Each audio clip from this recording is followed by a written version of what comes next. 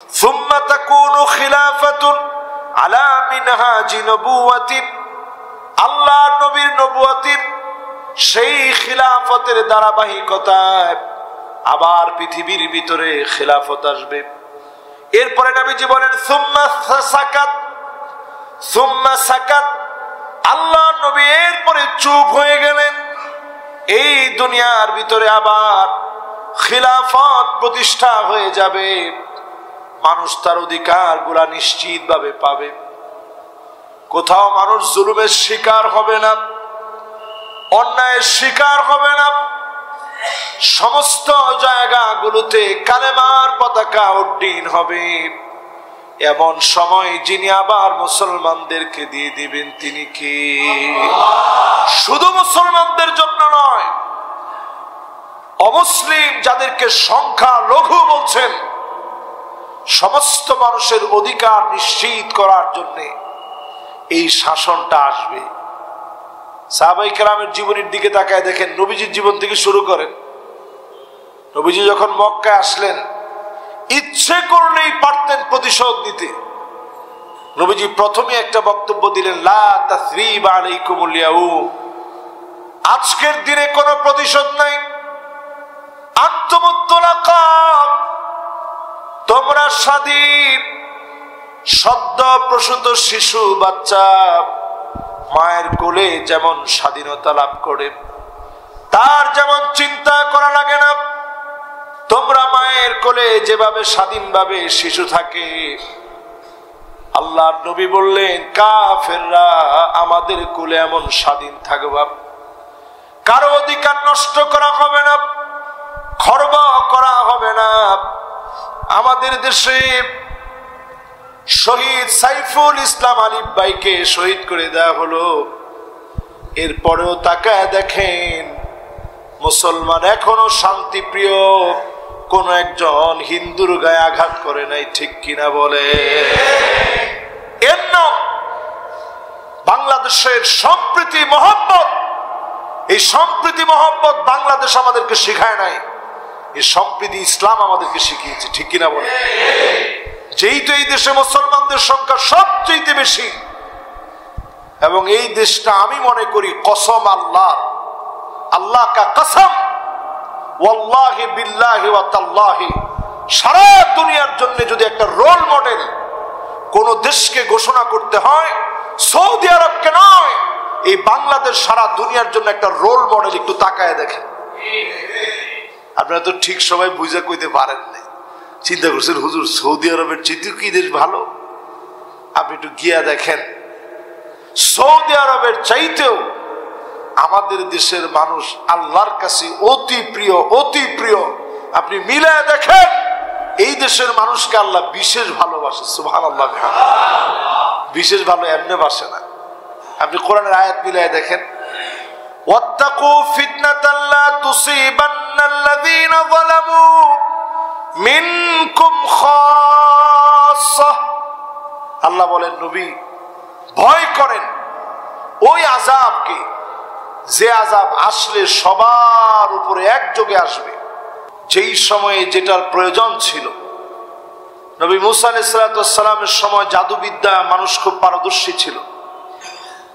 সেই সময় আল্লাহ তাআলা নবী মুসা আলাইহিস সালামকে লাঠি দিলেন, যে লাঠি ছেড়ে দিলে সাপ হয়ে যেত। জাদুবিদ্যায় পারদর্শী ব্যক্তিরা যখন ওই সাপগুলো বানিয়ে ছাড়ত, নবী মুসা আলাইহিস সালামের লাঠি সাপ হয়ে সমস্ত সব সাপগুলাকে গিলে খেয়ে ফেললো। সুবহানাল্লাহ, সবার কাছে এটা পরিষ্কার হয়ে গেল যে জাদুবিদ্যায় পারদর্শী ব্যক্তিবর্গ তারা সফল হতে পারে নাই। নবী মুসা আলাইহিস সালামকে আল্লাহ তাআলা নবুয়তি দিয়ে এমন ক্ষমতা, এমন পাওয়ার আল্লাহ তাআলা দিলেন, মুআজিজা দিলেন, পৃথিবীবাসীকে অক্ষম করে দিল। ঠিক আল্লাহ রাব্বুল আলামিন লোহিত সাগরের সামনেও সদল বলে ফেরাউনকে ডুবিয়ে মারলেন। নবী মুসা আলাইহিস সালামকে আল্লাহ হেফাজত করলেন। নবীজির জীবনীতে দেখলে দেখা যায়, নাবউল মা মিন আসাবি'in নবী সাল্লাল্লাহু আলাইহি সাল্লাম, যুদ্ধের ময়দানে পানির সংকটকালীন সময়ে নবীজি শুধু খালি এইভাবে হাতটা রাখছেন, যখন এইভাবে পানির একটা মটকার উপরে হাতটা রেখেছেন, নবীজির আঙ্গুল দিয়ে সদারে যখন পানি প্রবাহিত হয়েছে, যার যতটুকু পানির প্রয়োজন ছিল আল্লাহর নবীর হাত দিয়ে প্রবাহিত পানি থেকে পানি সংগ্রহ করেছে। সুবহানাল্লাহ। এটা হচ্ছে নবুয়তি।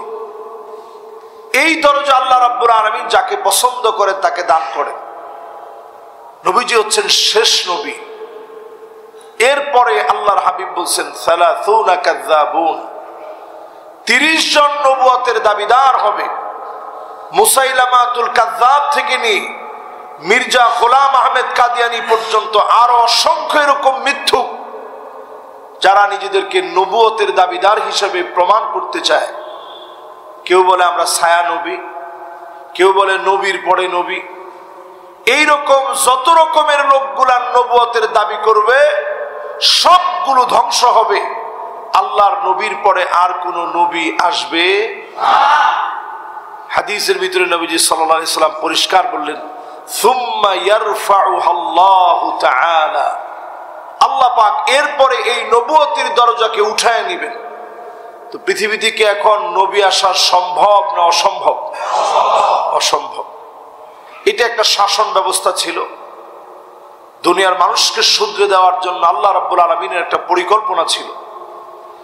এই পৃথিবীতে আল্লাহ রাব্বুল আলামিন কোন জাতিকে মারার জন্য, শাস্তি দেওয়ার জন্য আল্লাহ তাআলা পাঠান নাই।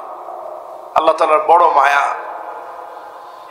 আমি আপনি যেমন সন্তানকে মায়া করি, এটা খুব সামান্য। আল্লাহ রাব্বুল আলামিন 100 ভাগ ভালোবাসা থেকে 1 ভাগ ভালোবাসা দুনিয়ার মধ্যে দিয়েছেন। ইন্নাল্লাহা জাআলার রাহমা মিয়াতা আজজাব, 100 ভাগ ভালোবাসা থেকে 1 ভাগ দুনিয়ার মধ্যে দিলেন। কুল কায়নাত পেল, অবুঝ প্রাণী পর্যন্ত সেই ভালোবাসা পেয়েছে। প্রাণীকুলের ভিতরে যে ভালোবাসা আপনি দেখেন, সন্তানের জন্য মা বাপ নিজের জীবন বিসর্জন দিয়ে দেয়, কষ্ট করে সন্তানের মুখে খাবার তুলে দেয়, 1 ভাগ ভালোবাসার কারণে 99 গুণ ভালোবাসা আল্লাহ রাব্বুল আলামিন কারোর সঙ্গে ভাগাভাগি করে নাই, নিজের কাছে রেখে দিয়েছেন। সেদিন আল্লাহর মায়া লেগে যাবে, দয়া লেগে যাবে। মালিক সেদিন যাদেরকে ভালোবাসবেন 99 গুণ ভালোবাসা দিয়ে যিনি মাফ করে দিবেন তিনি কে? 99 গুণ ভালোবাসা আল্লাহর কাছে আল্লাহ রেখে দিয়েছেন। আল্লাহ তাআলা চান না কাউকে শাস্তি দিতে। আল্লাহ রাব্বুল আলামিন আমাদেরকে সবসময় আদর ভালোবাসা দিতে চান। আদর ভালোবাসার মধ্যে আল্লাহ রাব্বুল আলামিন রাখতে চান। যদি আল্লাহ তাআলা আমাদেরকে শুধুমাত্র অন্যায়ের কারণে আযাব দিতেন, আপনি চিন্তা করেন এক একজন মানুষ আমরা প্রতিদিন যে পরিমাণ অন্যায় করি, প্রত্যেক দিন আযাবের সম্মুখীন হওয়া দরকার ছিল, কিন্তু আল্লাহ তাআলা তা করেন নাই। আল্লাহ রাব্বুল আলামিন প্রতিনিয়ত ডাকেন, ইন্নাল্লাহা ইয়াবসুতু ইয়াদাহু বিল-লাইল লিয়াতুবা মুসিউন নাহার। গোলাম এখন তো রাত হয়ে গেছে, দিনের বেলায় অন্যায় করে ফেলেছিলি, দিনের বেলায় অন্যায় হয়ে গিয়েছিল, এখন রাত হয়ে গেছে, আমার কাছে মন থেকে ক্ষমা চাও। চাওয়া মাত্র দিনের গুনাহগুলা রাত্রি বেলায় যিনি মাফ করে দিবেন তিনি কে? আল্লাহ পাক গুনাহগুলো মাফ করতে চান, আবার রাত্রি বেলার গুনাহগুলো আল্লাহ পাক দিনের বেলায় ডাকে, গোলাম রাতের অন্ধকারে তুই গুনাহ করেছিলি, এখন তো দিন হয়ে গেছে, আমার কাছে মাফ চা, আমি আল্লাহ তোর গুনাহ খাতাগুলা মাফ করে দেব। সুবহানাল্লাহ। গুনার যে নিয়ত আপনি করলেন, এই গুনাহের নিয়তের ভিতরে আপনি যখনই গুনাহ করলেন অথবা গুনার নিয়ত করলেন, আল্লাহ রাব্বুল আলামিন শুধুমাত্র বান্দাকে বলেন আমার কাছে মাফ চা। ফেরেশতারা শুধুমাত্র আপনি গুনাহ করছেন ওইটাই লিখবে, ভালো কাজে শুধু নিয়ত করছেন, আল্লাহ রাব্বুল আলামিন ওই কাজটা করতে পারেন নাই, তারপরেও পূর্ণ করলে যেমন সওয়াব হতো, সম পরিমাণ সওয়াব আল্লাহ তাআলা বান্দার আমলনামায় দিয়ে দিবে। সুবহানাল্লাহ। কিন্তু গুনার ক্ষেত্রে শুধু গুনাহটা লেখা হয়েছে, তাওবা করছেন, সাথে সাথেই আল্লাহ রাব্বুল আলামিন মাফ করে ক্ষমা করে বান্দার দাম আল্লাহর কাছে বাড়ায়া দিবে।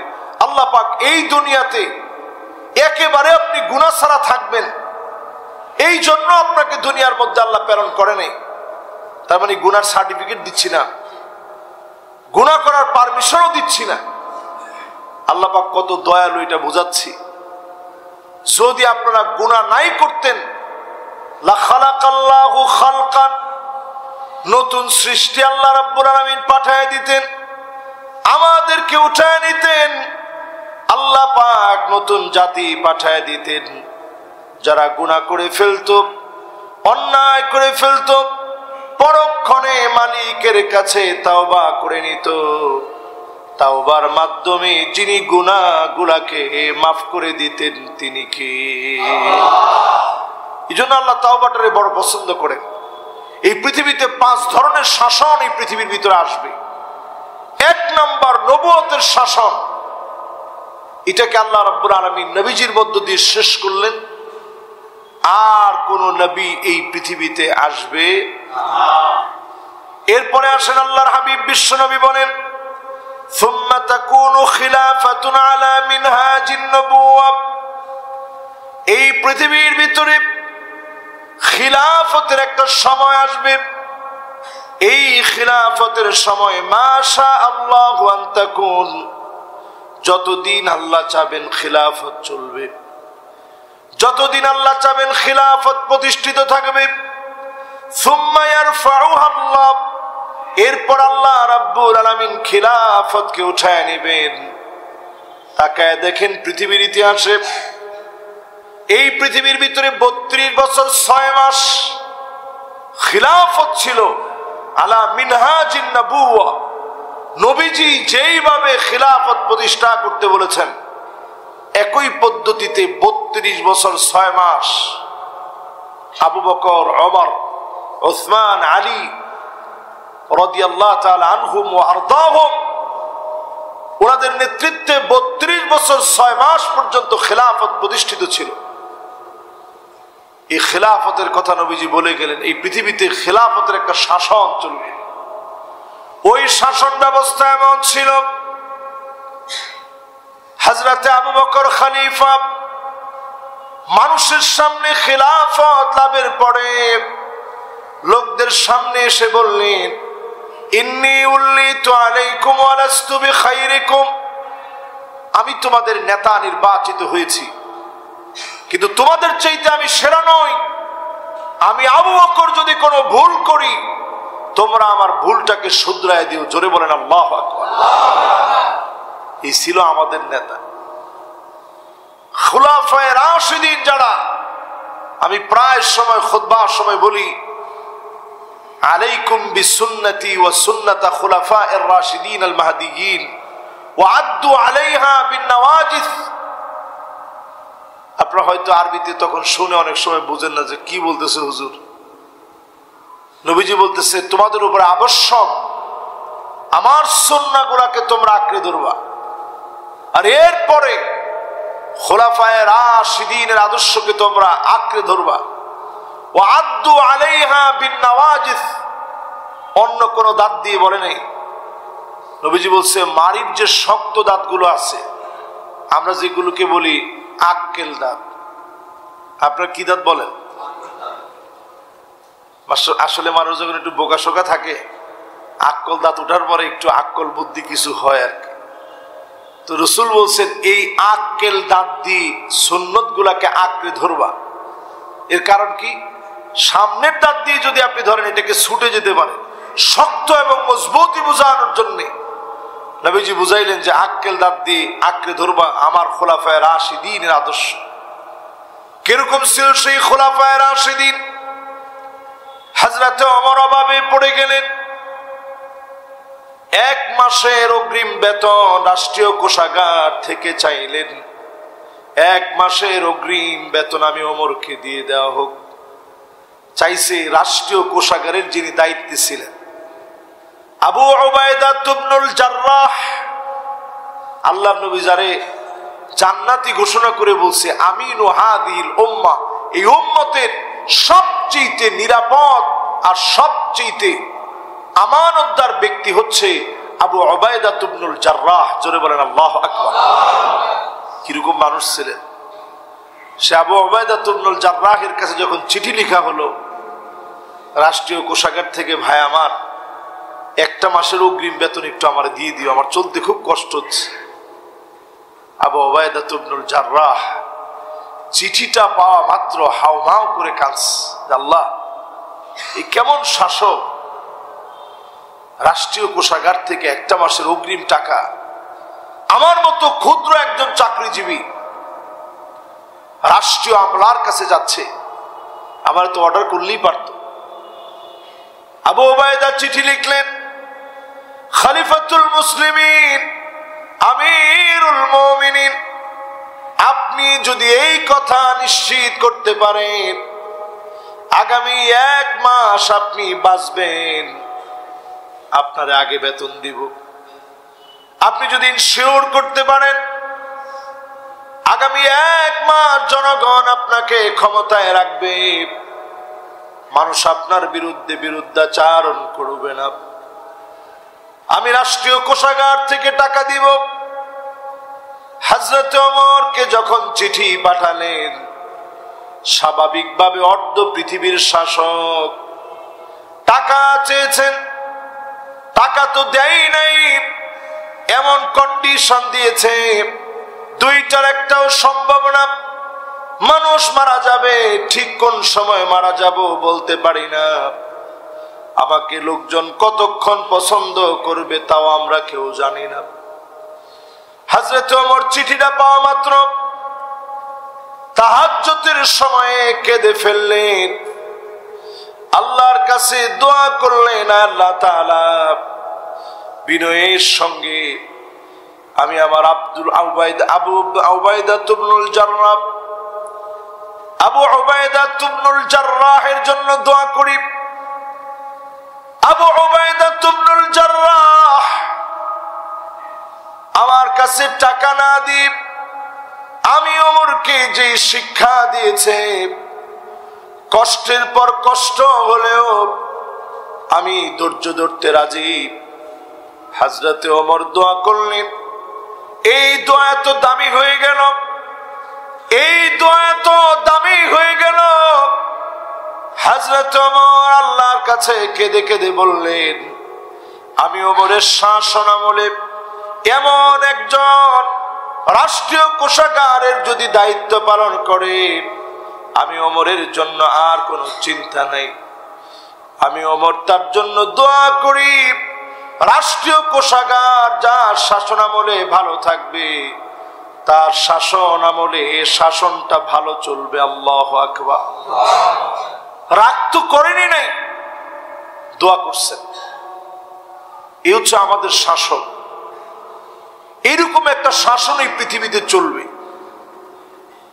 নবীজি সাল্লাল্লাহু আলাইহি সাল্লাম বলে গেলেন, ঠিক এর পরক্ষণে বিশ্ব নবী সাল্লাল্লাহু আলাইহি ওয়াসাল্লাম হাদিসের মধ্যে ইরশাদ করেন, এরপরে একটা সময় আসবে, সুম্মা তাকুনু মুলকান আদান, রাজা বাদশাদের একটা শাসন আসবে।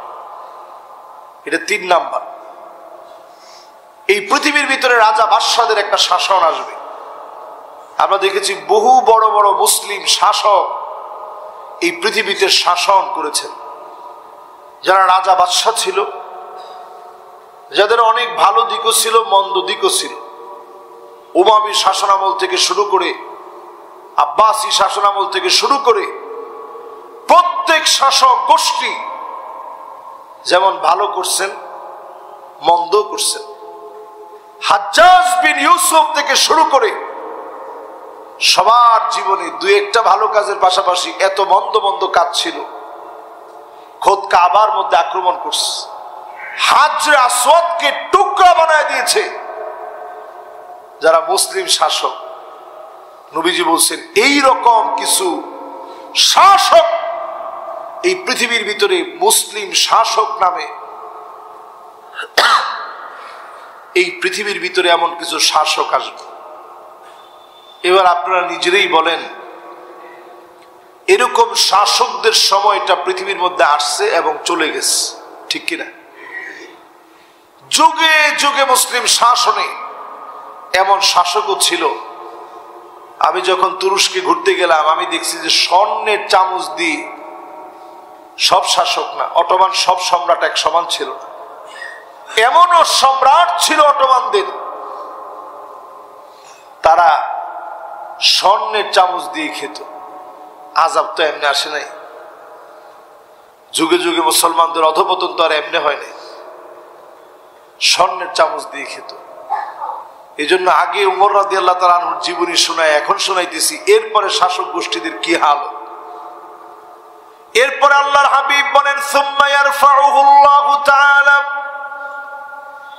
এই রাজা বাদশাদের শাসন বেশি দিন টিকবে না। যখন আল্লাহ চেয়েছেন শত শত বছরের অটোমান সম্রাটদের শাসন, ইউরোপে মুসলমানদের শাসন সব ধূলিসাৎ হয়ে গেল। আল্লাহ রাব্বুল আলামিনের হাবিব জানায়া দিলেন, সুম্মা তাকুন মুলকান জাবারিয়াতান ফায়াকুনু মা শাআল্লাহু আন ইয়াকুন। এই দুনিয়ার ভিতরে এরপরে একটা সময় আসবে, জাবারিয়াদের শাসন চলবে, স্বৈরা শাসন চলবে, জালেমদের শাসন চলবে। শুধুমাত্র বাংলাদেশের কথা বলবো না, সারা দুনিয়ার দিকে তাকায় দেখেন, সব জায়গায় জালেমের শাসন চলতেছে, ঠিক কিনা বলেন? কেমন জালেম একটু চিন্তা করেন। আপনি যদি মিশরের কথা চিন্তা করেন, মিশরে যে আছে তার নাম সিসি, আব্দুল ফাত্তাহ সিসি। তার হাতে হাজার হাজার মুসলমানের রক্ত লেগে আছে। সেই লোকটা জোরপূর্বক প্রতিষ্ঠিত সরকারের ক্ষমতা ছিনিয়ে নিয়ে জোরপূর্বক ক্ষমতায় বসে, আমি তখন নিজে মিশরে ছিলাম, ফজরের নামাজের তেলাওয়াত মিশরে খুব জোরে জোরালো আওয়াজে হয়, যাতে করে মানুষ ঘুম ভাঙা অন্তত গিয়া নামাজে শরীক হইতে পারে। লম্বা তেলাওয়াত হয়। মোটামুটি আমরা আমাদের কথাই বলি, ছাত্র জীবনের কথা, মোটামুটি ওযু বানায়া হাইটা হাইটা গিয়া সুন্দরভাবে গিয়া নামাজ ধরতে পারতাম, একেবারে মাসবুক ছাড়া ইমামের সাথে তাকবীরে উলার সঙ্গে নামাজ পেয়ে যেতাম। এত সুন্দর সুরেলা কণ্ঠের তেলাওয়াত ছিল। প্রথমে আইসা এটা বন্ধ করে দিস। মসজিদে মসজিদে লেখা থাকতো, সাল্লু আলা নবী, নবীজির নামে দরুদ শরীফ পড়ো। স্বাভাবিকভাবে যখন আমাদের মসজিদ থেকে আপনি বের হবেন, যদি লেখা থাকে নবীজির নামে দরুদ শরীফ পড়ো, আপনার চেতনার ভিতরে একটা মোড় আসবে যে আসলেও তো নবীজির নামে দরুদ শরীফ পড়া দরকার। সাল্লাল্লাহু আলাইহি ওয়াসাল্লাম, সাল্লাল্লাহু আলাইহি ওয়াসাল্লাম, সাল্লাল্লাহু আলাইহি ওয়াসাল্লাম।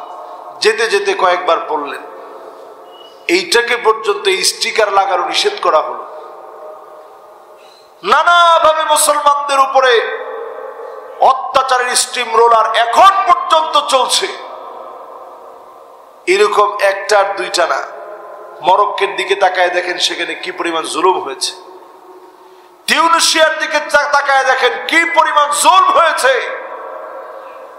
লিবিয়ার দিকে তাকায় দেখেন গাদ্দাফির সময়ে, যদিও রাষ্ট্রের অর্থনৈতিক চালিকা শক্তি ভালো ছিল, কিন্তু কি পরিমাণ জুলুম হয়েছে অনেকে এটা টেরই পায় না। আমাদের দেশেও কি পরিমাণ জুলুম হয়েছে এটা মিডিয়াগুলা দেখলে অনেক জায়গায় তখন বিটিভিতে কফি চাষ দেখাইতো, বাঁধাকপি, বাতাবি লেবু, বাম্পার ফলন, এগুলা দেখাইতো। দেশের ভিতরে যখন অস্বস্তি চলছে, মানুষ যখন কণ্টকাকীর্ণ সময় পার করছে, তখন তারা বাতাবি লেবুর চাষ দেখাইতো। এখন যদিও পরিবর্তন হয়েছে। এইভাবে করে সমস্ত মিডিয়াকে কবজা করে স্বৈরা শাসকরা তাদের শাসন কার্য পরিচালনা করবে। নবীজি হাদিসের মধ্যে বলে গেলেন, এটা আমার কথা না। এরপরে নবী সাল্লাল্লাহু আলাইহি সাল্লাম বলছেন, পঞ্চম একটা শাসন আসবে। স্বৈরা শাসকদের পতনের পর পঞ্চম একটা শাসন আসবে। সেটা কি? সুম্মা তাকুনু খিলাফাতুন আলা মিনহাজি নবুওয়াতি, আল্লাহ নবীর নবুয়তির সেই খিলাফতের ধারাবাহিকতায় আবার পৃথিবীর ভিতরে খিলাফত আসবে। এরপরে নবীজি বলেন সুম্মা সাকাত, আল্লাহ নবী এরপরে চুপ হয়ে গেলেন। এই দুনিয়ার ভিতরে আবার খিলাফত প্রতিষ্ঠা হয়ে যাবে, মানুষ তার অধিকার গুলা নিশ্চিত ভাবে পাবে। কোথাও মানুষ জুলুমের শিকার হবে না, অন্যায়ের শিকার হবে না। সমস্ত জায়গাগুলোতে কালেমার পতাকা উড্ডীন হবে। এমন সময় যিনি আবার মুসলমানদেরকে দিয়ে দিবেন তিনি কি? শুধু মুসলমানদের জন্য নয়, অমুসলিম যাদেরকে সংখ্যা লঘু বলছেন, সমস্ত মানুষের অধিকার নিশ্চিত করার জন্য এই শাসনটা আসবে। সাহাবায়ে কেরামের জীবনের দিকে তাকায় দেখেন, নবীজির জীবন থেকে শুরু করেন। নবীজি যখন মক্কায় আসলেন, ইচ্ছে করলেই পারতেন প্রতিশোধ নিতে। নবীজি প্রথমে একটা বক্তব্য দিলেন, লা তাসরিবা আলাইকুমুল ইয়াউম, আজকের দিনে কোনো প্রতিশোধ নাই। আনতুমুত তুলাকা, তোমরা স্বাধীন। সদ্য প্রসূত শিশু বাচ্চা মায়ের কোলে যেমন স্বাধীনতা লাভ করে, তার যেমন চিন্তা করা লাগে না, তোমরা মায়ের কোলে যেভাবে স্বাধীনভাবে শিশু থাকে, আল্লাহর নবী বললেন কাফেররা আমাদের কোলে এমন স্বাধীন থাকবা, কারো অধিকার নষ্ট করা হবে না, খর্ব করা হবে না। আমাদের দেশে শহীদ সাইফুল ইসলাম আলিফ ভাইকে শহীদ করে দেওয়া হলো, এরপরেও তাকায় দেখেন মুসলমান এখনো শান্তিপ্রিয় কোন একজন হিন্দুর গায়ে আঘাত করে নাই, ঠিক কিনা বলে? এর নাম বাংলাদেশের সম্প্রীতি মহব্বত। এই সম্প্রীতি মহব্বত বাংলাদেশ আমাদেরকে শিখায় নাই, এই সম্প্রীতি ইসলাম আমাদেরকে শিখিয়েছে, ঠিক কিনা বলে? যেহেতু এই দেশে মুসলমানদের সংখ্যা সবচেয়ে বেশি, এবং এই দেশটা আমি মনে করি কসম আল্লাহ, আল্লাহ কা কসম, ওয়াল্লাহি বিল্লাহি ওয়া তাল্লাহি, সারা দুনিয়ার জন্য যদি একটা রোল মডেল কোন দেশকে ঘোষণা করতে হয়, সৌদি আরবকে নয়, এই বাংলাদেশ সারা দুনিয়ার জন্য একটা রোল মডেল। একটু তাকায় দেখেন। আপনারা তো ঠিক সময় বুঝে কইতে পারেন না, চিন্তা করছেন হুজুর সৌদি আরবের চাইতেও কি দেশ ভালো? আপনি একটু গিয়া দেখেন, সৌদি আরবের চাইতেও আমাদের দেশের মানুষ আল্লাহর কাছে অতি প্রিয়, অতি প্রিয়। আপনি মিলায় দেখেন, এই দেশের মানুষকে আল্লাহ বিশেষ ভালোবাসে। সুবহানাল্লাহ, বিশেষ ভালো এমনি বাসে না। আপনি কোরআনের আয়াত মিলায় দেখেন, ওয়াত্তাকু ফিতনাতাল লা তুসিবান্নাল্লাযীনা যালামু মিনকুম খাসসা। আল্লাহ বলেন নবী ভয় করেন ওই আযাবকে, যে আযাব আসলে সবার উপরে একযোগে আসবে। এটা আপনার উম্মতরে বলেন ভয় করতে। বলার পরে আল্লাহ বলছেন ওয়া'লামু আন্নাল্লাহা শাদীদুল ইকাব, জেনে রাখো আল্লাহ শাস্তি দেওয়াতে বড় কঠোর। বাংলাদেশেও তো শাস্তি আসছে, এই যে সিডর আসে, আমপান আসে, নার্গিস আসে, কয়দিন আগে এসে গেল ডানা, কত রকমের কত কিছু আসে। আমার দেশটারে যিনি পাশ কাটায় নিয়ে যান তিনি কে? এর এক একটা আঘাত যদি ভালো করে আসে কি অবস্থা হবে দেশটা? আল্লাহ আমাদেরকে বারংবার আল্লাহ মাফ। করোনা আসলো, মানুষের মনে কত ভয় ঢুকে গেছে। এই আমাদের মসজিদে 10 জন মুসল্লি মিলে আমরা নামাজ পড়ছি। কয়জন? আলোচনা করব কি সেই সময়, পুরা সময়টা শুধু আমরা কান্নাকাটি করছি যে আল্লাহ, যে মসজিদটা ভরপুর থাকে মুসল্লিতে, ওই মসজিদে 10টা লোক, একজন এখানে, আরেকজন ওইখানে, আরেকজন ওইখানে, আরেকজন ওইখানে, আরেকজন ওইখানে, আরেকজন ওইখানে, এই মসজিদে মাত্র 10টা লোক। বাহিরে অনেক মুসল্লি তখন দাঁড়ানো ছিল, ভয়ে ঢুকে নেই।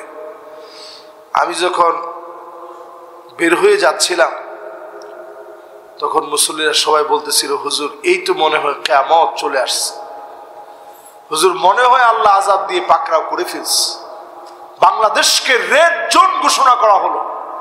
আল্লাহ পাক ঠিকই আমার দেশটাকে হেফাজত করছেন, আল্লাহ পাক ভালোবেসে এই দেশটাকে হেফাজত করছেন। এই জন্য বলি, এই দেশের মানুষের যে আখলাক, একেবারে খারাপ মানুষ নাই তা তো না, ভালো এমন মানুষগুলো আছে, আল্লাহ তাদেরকে বড় পছন্দ করেন।